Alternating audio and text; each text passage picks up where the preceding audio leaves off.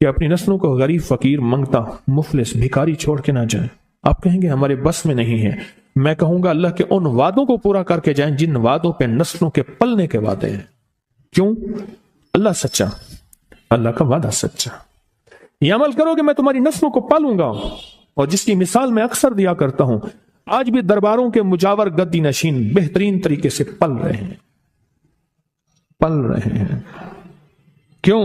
ان کے جو بڑے تھے، جن کی وہ نسلیں ہیں، انہوں نے وہ اعمال کیے تھے جن پہ پلنے کے وعدے تھے، ملنے کے وعدے تھے۔ تمہیں پال کے دکھاؤں گا، تمہیں کھلا کے دکھاؤں گا، ساری دنیا، ساری زمین تانبے کی بن جائے اور آسمان سے ایک قطرہ بارش کا نہ گرے، میں پال کے دکھاؤں گا۔ ساری دنیا میں جتنی مہنگائیاں ہو جائیں، جتنے کرونے 9/11 آ جائیں، تمہیں پال کے دکھاؤں گا۔ انسان جب بے چین اور پریشان ہوتا ہے، اس کے پاس دو راستے ہیں، یا اسباب کو اختیار کرے یا پھر مسبب الاسباب کو۔ قسمت والے کو مل جاتا ہے، اور شقی اور بدبخت کو خود ملتا نہیں۔ اس کی وضاحت کروں گا۔ اور پھر قسمت والا ہے، وہ دھکے کھا کے اس سے ملتا ہے۔ مثلا وقت آتا ہے، اسے دعا کا موقع مل جاتا ہے کہ دعا کی ترتیب مل جاتی ہے، کسی نے بتا دیا یہ تسبیح کر لے، یہ وظیفہ کر لے۔ ایک شخص حضرت امام جعفر صادق رحم اللہ سلام اللہ کی خدمت میں حاضر ہوا، دور سے دیکھا، اور دور سے دیکھ کے اس کے بارے میں فرمایا، اے شخص، اگر میرے پاس نہ آ تو اچھا ہے، آیا ہے تو آ جا۔ خدام اٹھے اس کو روکنے کے لیے، خدام اٹھے، فرمایا اسے آنے دو۔ جب وہ بیٹھا تو کہا کہ تیری پیشانی پہ شقاوت لکھی ہوئی ہے، بدبختی لکھی ہوئی ہے۔ دو افراد ہیں، یا سعید ہیں یا شقی ہیں۔ میرے آقا سرور کونین صلی اللہ تعالی علیہ وسلم کی دعائیں ہیں باقاعدہ ایسے لوگوں کے لیے جو اگر شقی ہیں، اللہ ان کو سعید بنا دے، ان کو سعادت مند لوگوں میں شامل کر دے۔ ایسے لوگ جن کے لیے تیری نظر رحمت ہے، تیری خوشخبریاں ہیں، اور جن کے لیے تو نے جنت کو آراستہ کیا ہے۔ فرمایا تو خاموش بیٹھ جا، بیٹھ گیا، اور کہنے لگا کہ آپ نے میری پیشانی کو پڑھ لیا، بس میں اسی لیے آیا ہوں، بس میں اسی لیے آیا ہوں، اور آ کے آپ کی خدمت میں۔ کیا ایسا ممکن ہے کہ میری یہ شقاوت ختم ہو جائے؟ درک الشقاء قرآن میں ہے، حدیث میں ہے، وسوء القضاء وشماتۃ الاعداء جہد البلاء، اللہم انی اعوذ بک من جہد البلاء ودرک الشقاء وسوء القضاء وشماتۃ الاعداء۔ ممکن ہے؟ ہاں ممکن ہے۔ تو پوچھا کیسے؟ کہا اپنی دعا کے وقت کو بڑھا، اور دعا کی زاری کو بڑھا، اور دعا کی توجہ کو بڑھا، اور دعا کا غم اپنے اوپر طاری کر، مسلط کر۔ دعا کا غم، مسائل، قرضوں، بیماریوں اور تکلیفوں کا غم تو سنا، دعا کا غم کیا ہوتا ہے؟ دعا کا غم یہ ہے کہ آج کے دن میں میں نے اللہ جل شانہ سے کتنی دیر باتیں کی، اور اللہ سے کتنی دیر میں اللہ کو منانے میں لگے، اور کتنی دیر اللہ کے خزانوں سے لینے میں لگے۔ شہنشاہ اہل بیت، ان کا فرمان میں بتا رہا ہوں کہ دعا کا غم اپنے پر مسلط کر۔ کیا مجھے ایک دانا نے ایک بات بتائی تھی، بڑی پرانی۔ کہا جس کی ایک بیٹی ہوتی ہے اس کو دعا کا اہتمام زیادہ کرنا چاہیے۔ ایک وہ، اور جو مالدار ہوتا ہے، اکثر مالدار فرد کہتا ہے بیٹی ہیں، بیٹے ہیں، اور ذہن میں گھومتا ہے اس کے فلاں پراپرٹی، فلاں جائیداد، فلاں مال، فلاں چیز، فلاں یہ اس کا بہت ہے، بہت ہے، اتنا ہے، ان کے پاس کم ہی نہیں ہوگا، اور یہی اندازے اس کو کھا جاتے ہیں۔ دیکھیں اس کی نظر کثرت پہ گئی ہے، برکت پہ نہیں گئی۔ کتی کتنے بچے دیتی ہے، اور بکری کتنے بچے دیتی ہے؟ آج تک میں نے سڑکوں کے کنارے کتے مرے دیکھے ہیں، بکری مری نہیں دیکھی۔ اور اگر کتے میں برکت ہوتی تو گلیوں اور سڑکوں اور بازاروں میں جتنے وہ بچے دیتے ہیں نا، اس کے ریوڑ ہوتے اور پھری ہوئی ہوتی۔ آپ پہاڑی علاقوں میں جائیں، میرا بارہا سفر ہوتا ہے، بعض اوقات گاڑی ایک طرف کرنی پڑتی ہے، بکریوں کے ریوڑ آتے ہیں۔ جب سردی اوپر پڑتی ہے وہ نیچے اترتے ہیں، جب نیچے گرمی پڑتی ہے پھر اوپر چڑھتے ہیں۔ ان چرواہوں کی زندگی یہی ہے۔ کتوں کے ریوڑ نہیں دیکھے۔ کتے میں کثرت ہے، بکری میں برکت ہے۔ مالدار باپ، مالدار بھائی، مالدار ماں، اس کی نظر مال پہ جاتی ہے، چیزوں پہ جاتی ہے. آنے والا وقت مشکل آلا، مہنگائی بڑھ رہی، حالات بڑھ رہے، چلو اس کے لیے فلاں جائیداد ہوگی، اس کا کرایہ آتا رہے گا، اس کے لیے فلاں زمین ہوگی، اس کے لیے فلاں نظام ہوگا، اس کے لیے فلاں فیکٹری ہوگی، اس کے لیے فلاں مل ہوگا. ایک وقت آتا ہے وہ کثرت ساری چھن جاتی ہے، اور اگر کوئی برکت کا ذرہ ہے تو وہی باقی رہتا ہے. میرے ساتھ نا حج پہ ایک صاحب تھے، ایک سفر میں، ایک ہی کمرے میں ہم تھے، بابا جی تھے. تو مجھے کہنے لگے کہ میں نے اپنی زندگی میں اونچی نیچی راہیں بہت دیکھی، مال ضائع کیا، رنگینیوں پہ. باپ کی بہت جائیداد تھی، فلاں علاقے میں، فلاں علاقے میں، فلاں علاقے میں بہت زیادہ مال تھا، بہت زیادہ تھا. سارا میں نے ایسے نا ہاتھ کرتے تھے، ایسے پھونک مارتے تھے، کہہ رہے میں نے سارا پھونک دیا. کہ لگا جب کچھ نہ رہا پھر میں نے لوگوں سے لینا شروع کر دیا، مال لینا، ادھار لینا شروع کر دیا. پھر ایک وقت آیا لوگوں نے بھی دینا بند کر دیا، اور اب لینے والے میرے پیچھے پڑ گئے. بیوی سارا کچھ دیکھتی رہی، دانا، زیرک، سمجھدار، نیک بیوی تھی، دیکھتی رہی سارا کچھ. ایک دم میرے حالات دیکھے تو مجھ سے کہنے لگے کتنے چلے ہو؟ کہنے لگا میں کراچی چلے تھے، آندہ پہ. میرا ہاتھ پکڑ لیا تو خودکشی کرنے جا رہا ہے سمندر میں ایسے. ہاں.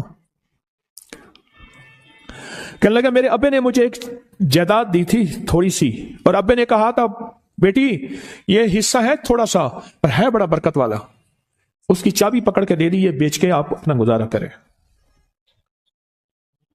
بیچ کے نا، کیونکہ دانا جو ماں ہے اور دانا بیوی ہے وہ آنکھیں پڑھ لیتی ہے، جذبے پڑھ لیتی ہے، کیفیت پڑھ لیتی ہے، اٹھے قدم پڑھ لیتی ہے، وہ پڑھ لیتی ہے. کہنے لگے میں نے وہ چابی لی، گیا دیکھا، میں دیکھا تو ایک بندہ آ گیا. کہنے لگا باؤ جی یہ تو آج تک بند پڑا تھا، آپ کون ہیں؟ کہ میرا ہے، بیچو گے؟ قدرت کا نظام ہے، وہاں تک تھا محلہ، وہاں تک مارکیٹیں داخل ہو چکی تھی. میں لاہور اندرون شہر کی بات بتا رہا ہوں. مارکیٹیں گھومتی گھامتی وہاں پہنچ گئی تھی، اور وہ مارکیٹوں کے درمیان ایک مکان پڑا تھا. تو میں نے پوچھا کہ کتنا دو گے؟ کہا میرے گمان سے زیادہ. اس نے کہا اتنا دوں گا. جس میں میرے قرضے بھی اترنے تھے اور میں نے آگے بھی بڑھنا تھا. پر وہ رزق کے حلال کا وہ چھوٹا سا مکان کہا میں نے بیچا. بس اس نے بیچنے کے بعد میرے جذبے، میری سوچیں، میری کیفیت بدل گئی. 7 سالہ دور چرخ تھا ساغر کا ایک جام، نکلے جو میں کدے سے دنیا بدل گئے، نکلے جو میں کدے سے دنیا بدل گئے. اور کہا کہ بس اس پہ میں نے جو پھر کام شروع کیا، جو مجھے رب نے برکت دی، جو مجھے رب نے نوازا، اور مجھے رب نے جو عطا کیا، اتنا اتنا اتنا. آج بھی زندہ ہے وہ بابا جی. یہ حلال تھا اور اس میں برکت تھی، کثرت نہیں تھی، اور کثرت ختم ہو گئی تھی. برکت نے اپنا رنگ دکھایا اور برکت باقی رہ گئی. اگر ہم چاہتے ہیں کہ اپنے بخت اور نصیب اور پیشانی میں کچھ بھروا دیں، مقدر، بخت، نصیب، عزت، دولت، رزق، روحانیت، کچھ وقت دعاؤں کو دیں. محمود غزنوی سے کسی نے پوچھا بادشاہ بھی ہے. 1000 سال پہلے 1974 میں کابل میں زلزلہ آیا، اس کی قبر پھٹی. 1000 سال کے بعد محمود غزنوی ویسے کے ویسے تھا. اس کا کفن بھی میلا نہیں ہوا تھا کہ بلیا اسی مرنا نہ ہے، بلیا اسی مرنا نہ ہی، گور پہ آ کوئی اور. اللہ کے عاشق زندہ ہوتے ہیں. تو کسی نے پوچھا محمود سے، محمود غزنوی رحمت اللہ تعالی علیہ سے، بادشاہ بھی ہیں، بادشاہ بھی ہیں اور اتنے اللہ کے ولی اور اتنے نیک. عجب بات بتاؤں. کہا جب بھی کوئی خطا کا وقت آتا ہے اور خطا کی گھڑی آتی ہے، ایسا وقت ہے کہ جس وقت میں، غور سے سنیے گا، بڑی کام کی بات ہے، شاید یہ بات میرے منہ سے پہلی دفعہ نکل رہی ہے، میرے ہزاروں درس پڑے ہیں نیٹ پہ. میں جب بھی کوئی خطا اور گناہ کی گھڑی آتی ہے اور اس پہ مجھے قدرت ہوتی ہے، کیا ہوتی ہے؟ قدرت ہوتی ہے. میرے سامنے میرے والد کی دعا آ کے کھڑی ہو جاتی ہے، میرے سامنے میرے والد کی دعا آ کے سے کھڑی ہو جاتی ہے، اور اس گناہ اور میرے درمیان میں وہ دعا ایک دم دیوار بن جاتی ہے، اور اللہ پاک مجھے عافیت اور عفت کہتے ہیں پاک دامنی کو، اللہ مجھے عافیت اور عفت عطا فرماتا ہے۔ دعا نسلوں میں جاتی ہے، اگر نسلوں میں نہ جاتی تو آپ کو کوئی بندہ آج تک یہ کہتا نہ ملتا اس بندے کے پیچھے کوئی دعا ہے، اس خاندان کے ساتھ کوئی دعا ہے، اس سے کسی کی دعا ہے، اور آپ کو یہ بندہ کہتا نہ ملتا بس وہ دعائیں تھیں جو اس سے چلی گئیں، وہ دعائیں تھیں جو اس سے دور ہو گئیں۔ دعا، اور کبھی نہ سوچئے گا کہ میری دعائیں قبول نہیں ہوتی، کبھی نہ سوچئے گا، یا تو اس کا بدل ملتا ہے، اللہ کسی عذاب بلا سے اس کو ٹالتا ہے، یا پھر اللہ جل شانہ اس دعا کا بدل نسلوں میں دیتا ہے، یا پھر اللہ پاک کا نظام عجب ہے، اللہ اس کا بدل آخرت میں عطا کرتا ہے، آخرت میں عطا کرتا ہے۔ نسلوں میں چلتی ہیں۔ محمود غزنوی بادشاہ ہیں۔ اور ایک اور بات عرض کروں آپ کی خدمت میں، کوئی بھی ایسا وقت آئے جس وقت میں مجھے قدرت ہے کسی کے مال کو اپنا مال بنانے کی، یا کسی خطا گناہ پہ، یا کوئی آنکھوں کا، کوئی جذبوں کا، کوئی کانوں کا، کوئی ہاتھوں کا، کوئی بھی گناہ پہ مجھے قدرت ہے، طاقت ہے، میں کر سکتا ہوں، اور اچانک خیال آیا کہ اللہ دیکھ رہا ہے، محض اللہ کے خوف سے، کسی کیمرے کسی بندے کے نہیں، محض اللہ کے خوف سے بندہ ہٹ گیا، اور اس گھڑی کو یاد رکھ کے اللہ کو دے دیا کہ اللہ تو جانتا ہے میں نے محض تیرے لیے یہ کیا تھا۔ اور جس وقت کوئی عذاب بلا مصیبت پریشانی مشکل آئے، اللہ کو اس گھڑی کا واسطہ دے کے وہ مصیبت ٹلوا لے۔ حدیث میں آتا ہے، معتبر مستند حدیث ہے، 3 افراد سفر میں گئے، بارش طوفان، کسی غار میں گئے، بڑا پتھر آیا غار کے منہ کے اوپر،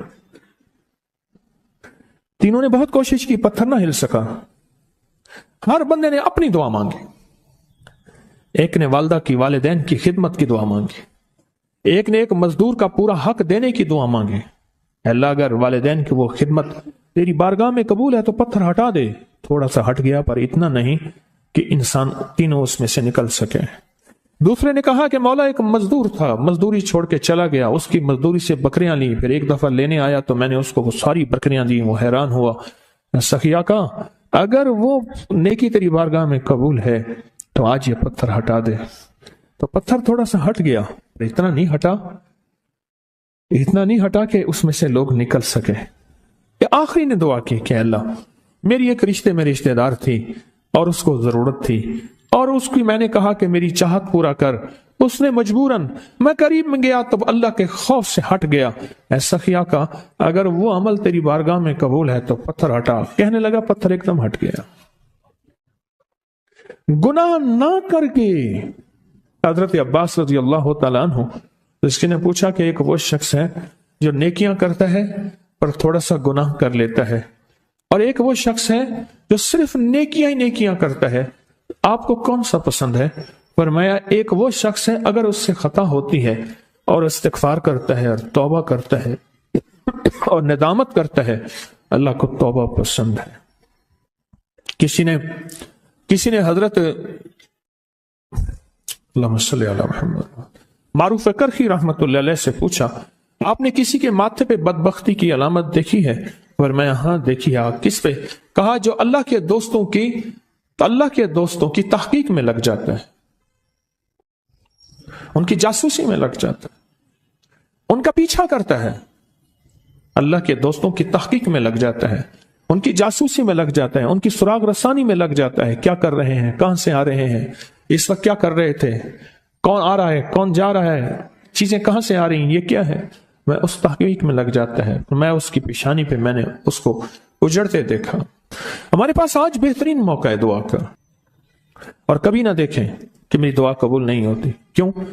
ہمارے پاس 2 چیزیں ہیں قبولیت کے لیے، ایک توبہ ہے، ندامت ہے، جس توبہ نہ کرنے کی وجہ سے دعائیں منہ پہ مار دی جاتی ہیں، اور دوسرا ہمارے پاس درود پاک ہے، اور میں جس دعا سے اول اور آخر میں درود پاک پڑھا جاتا ہے، اللہ بارگاہ اپنی رحمت میں اس دعا کو قبول فرماتے ہیں، اس دعا کو قبول فرماتے ہیں جس دعا سے اول اور آخر درود پاک پڑھا جاتا ہے۔ اور دعائیں نسلوں میں کام آتی ہیں۔ وَكَانَ أَبُوهُمَا صَالِحًا، یہ قرآن پاک میں ہے کہ حضرت موسیٰ اور حضرت خضر علیہ السلام کا واقعہ، میں اس سمندر کو دیکھ رہا تھا جہاں یہ واقعہ تھا، مرج البحرین۔ اوہ کیا اللہ کا نظام ہے، اللہ نے کیا نظام بنایا ہے۔ فرمایا کہ جب وہ واقعہ ہوا تو ایک واقعہ یہاں بھی ہوا، ایک واقعہ، میں آپ کو اس واقعے کا ایک چھوٹا سا اور منظر بھی بتاؤں۔ اللہ پاک نے فرمایا موسیٰ، ہمارا ایک بندہ ہے، اس کو ہم نے اپنے غیبی علوم عطا کیے ہیں۔ کون سے علوم؟ لدنی، وحبی اور اسرار کائنات کے نظام عطا کیے ہیں، ان سے جا کے علم سیکھیں۔ وہ پیغمبر ہے جس کا 28 پاروں میں نام اللہ نے لیا ہے اور 2 پاروں میں اشارے ہیں، 30 پاروں میں اس کا نام موسیٰ علیہ السلام کا آیا ہے اور اللہ اسے بھیج رہے ہیں۔ اب جب گئے نا تو خضر علیہ السلام چادر اوڑھ کے سو رہے ہیں، خضر علیہ السلام چادر اوڑھ کے سو رہے ہیں۔ انہوں نے سلام کیا، کوئی توجہ نہیں کی، پھر سلام کیا، پھر توجہ نہیں، پھر سلام کر کے کہا بھائی کون ہے تو، کیوں پریشان کر رہا ہے؟ اس نے کہا جی میں موسیٰ ہوں بنی اسرائیل میں۔ کیوں آیا ہے؟ اس نے کہا جی اللہ نے آپ کو اپنے علم سے علم عطا فرمایا، کچھ مجھے بھی عطا فرما دے۔ چادر واپس اوڑی، بابا تو میرے ساتھ نہیں چل سکتا، جا اپنا کام کر۔ پھر منتیں کر رہے ہیں، آپ جو فرمائیں گے میں کروں گا، آپ جیسے کہیں گے میں چلوں گا، اللہ کے علم سے مجھے علم عطا فرما دے۔ یہ اصل میں قیامت تک کے آنے والوں کے لیے سمجھانا تھا، سیکھنے کے لیے منت زاری، تواضع، جھکنا، اپنی بڑائی چھوڑ دینا، اپنا بڑا خاندانی مال دولت کا سارا نظام چھوڑ دینا اور سیکھنے کے لیے سر جھکانا اور اپنے آپ کو مٹا دینا، یہ چیز سیکھنے کے لیے اشد ضروری ہے۔ آخرکار شرطیں رکھیں، اس شرط پہ اس شرط پہ، اور ایک شرط یہ بھی تھی وہ سوال نہیں کریں گے۔ اب ایک دیوار کو گرنے والی تھی، اس کو صحیح کر دیا حضرت خضر علیہ السلام نے، سوال کیا لیکن پھر آخر جواب یہ ملا کہ اس کے نیچے خزانہ ہے اور یہ 2 یتیم بچے ہیں، ان کا خزانہ ہے، اور ان کے جو والد ہیں وہ فوت ہو گئے ہیں، اور اگر دیوار گر جاتی لوگ خزانہ لوٹ لیتے، لیکن کیوں کہ ان کا باپ نیک تھا۔ ابن کثیر نے لکھا ہے وہ باپ نہیں، 7 نسلوں پہلے کا باپ نیک تھا۔ کون سی نسلیں؟ نیکی کا اثر، دعا کا اثر نسلوں میں جاتا ہے۔ آپ کی مانگی جانے والی دعائیں، صدقہ، سارا دن جو مسنون دعائیں پڑھتے ہیں، ان سے بڑی کوئی دعا نہیں ہے۔ قرآن کے بعد مسنون دعاؤں سے بڑی کوئی کائنات میں دعا نہیں ہے۔ یہ دعائیں یہ ساری کائنات کے راز ہیں، اور یہ پھر نسلوں کے لیے جمع ہوتی رہتی ہیں، اور محمود غزنوی جیسے ولی بنا دیتی ہیں، اور محمود غزنوی جیسی ہستیاں بنا دیتی ہیں، اور محمود غزنوی جیسے بہت بڑے کائنات کے عظیم انسان بنا دیتے ہیں۔ اس کی بنیاد یہ چھوٹی چھوٹی دعائیں ہیں، یہ وظیفے ہیں، یہ تسبیح ہیں، یہ درود ہے، یہ قرآن ہے، یہ سجدے ہیں، یہ صدقہ خیرات ہے۔ یہ پھر کائنات اس سے کہیں آگے آپ چلے جاتے ہیں۔ فرمایا جب مرغ بانگ دے دعا مانگو قبول ہوتی ہے۔ کیوں؟ مرغ عرش پہ آسمان کا دروازہ رحمت کا کھلتا دیکھتا ہے۔ اور پوچھا کہ کون سا وقت دعا کا قبولیت کا ہے؟ کہا جب جہاد کے لیے صفیں درست ہو رہی ہوں، اور دوسرا جب نماز کے لیے صفیں درست ہو رہی ہوں، اور جب نماز کے لیے صفیں درست ہو رہی ہوں اس وقت دعا مانگی جائے قبول ہوتی ہے۔ ہاتھ اٹھانا ضروری نہیں، دل ہی دل میں اللہ سے مجھے روز اس کے غم میں یوں ہی ساری رات کرنا، کہیں چپ کے رونا، کہیں دل سے بات کرنا، دل ہی دل میں راز و نیاز اللہ سے، دل ہی دل میں۔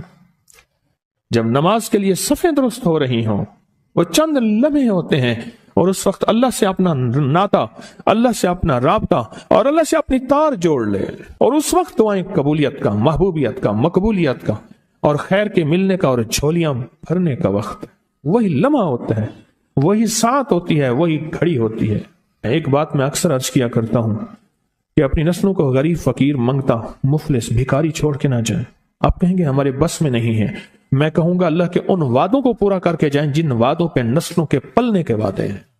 کیوں؟ اللہ سچا، اللہ کا وعدہ سچا۔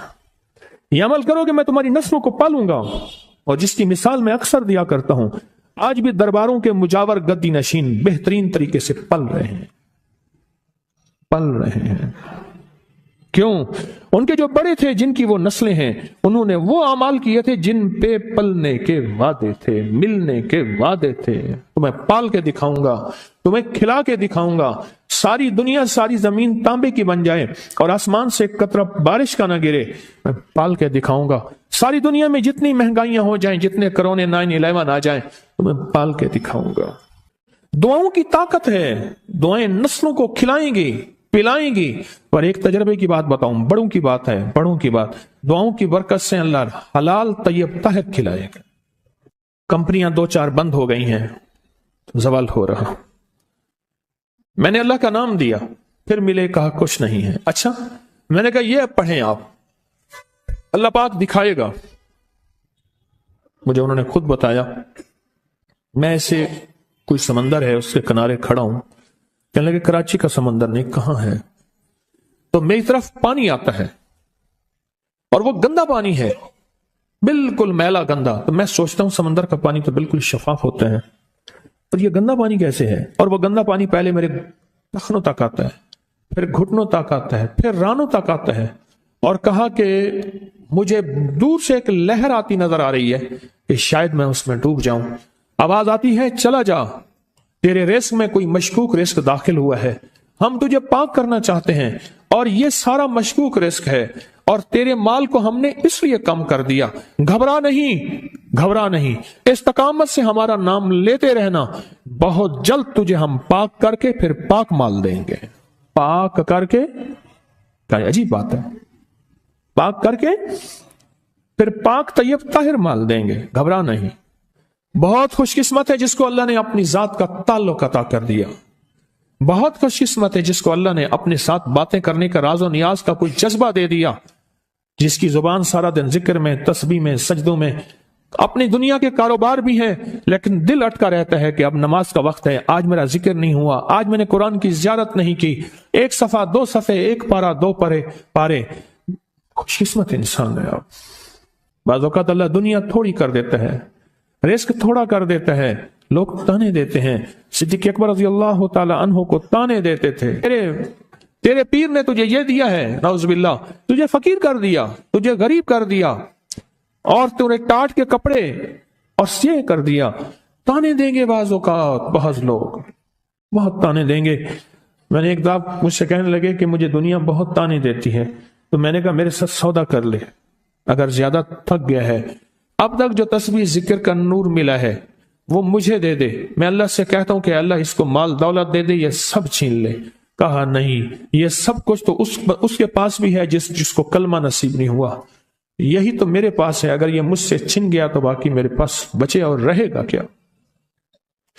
بچے اور رہے گا کیا؟ بچے اور رہے گا کیا؟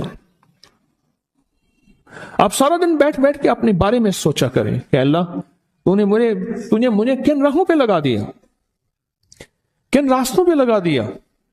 پیر خانے سارے اچھے ہیں، ہمارے دل میں سب کا احترام ہو، لیکن اللہ تو نے مجھے کون سے پیر خانے پہ لگا دیا جو مرشد اللہ سے مانگنا سکھاتا ہے؟ کہتا ہے اگر میں مر بھی جاؤں، اس دنیا سے رخصت ہو جاؤں، موت آخر ہے، تو پریشان نہ ہونا۔ کہا کہ وہ ایک راہیں دے کر گیا ہے، انہی راہوں پہ چلنا ہے۔ ایک وقت تھا پیر صاحب تھے، تعویذ دیتے تھے، تھپکی دیتے تھے، دعا کر دیتے تھے، اللہ میرے کام بنا دیتا تھا۔ پیر گیا، دعا بھی گئی، تھپکی بھی گئی، تعویذ بھی گیا۔ نہیں، پیر جائے پر پیر کا رب تو ہے نا، فَأَيْنَ اللَّهُ، اللہ کہاں جائے گا؟ پیر کا رب تو ہے، اور اصل وہی ہے۔ کل من علیہا، ساری چیزوں کو فنا ہے، اسی کی ذات کو بقا ہے۔ اب کتنے خوش قسمت ہیں۔ اب قیامت کے دن بندہ جائے گا قبر میں، جب بندہ جائے گا تو وہ بندہ جو ہے پریشان ہوگا، تو اچانک ایک دروازہ کھلے گا، اس میں روشنی آئے گی، اور ایک نیک جوان صالح خوبصورت اس کے ساتھ بیٹھے گا، اور اس کے ہر سوال کا جواب دیا جاتا جائے گا، جیا جاتا جائے گا، ہر سوال کا جواب،